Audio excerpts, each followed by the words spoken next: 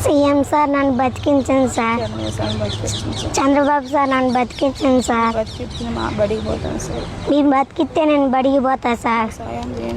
మాకు సాయం చేయండి సార్. నల్లెవరు పాడైపోయింది సార్. మీరు ముందుకు వచ్చిన ఎవరు బాగుపడింది సార్.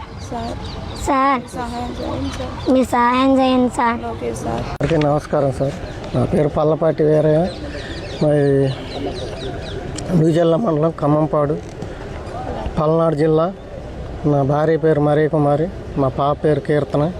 కామెర్ల వల్ల మా పాపకి లివర్ పాడైపోయింది చెప్పారు. నసరాపేటలో 4-5 హాస్పిటల్ తిరిగాం. ఉన్న డబ్బు అంతా 4 లక్షల ఖర్చు పెట్టాం.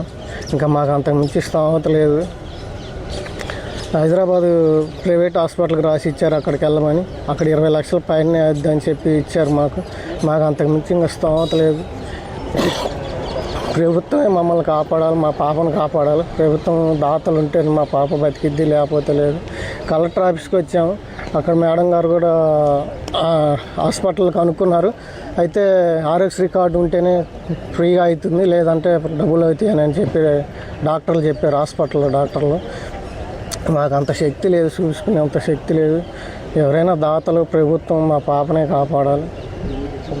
చంద్రబాబు నాయుడు గారు, లోకేష్ గారు, పవన్ కళ్యాణ్ గారు, జీవి ఆంజనేయులు గారు మా పాపను బతికించాలి, సహాయం చేయండి సార్. ఇది ఎవరైనా దాతలు ముందుకు వచ్చి మా పాపను బతికించాలి. ప్రభుత్వం మా పాపను బతికించాలి. మీ సహాయం కోరుకుంటున్నాను.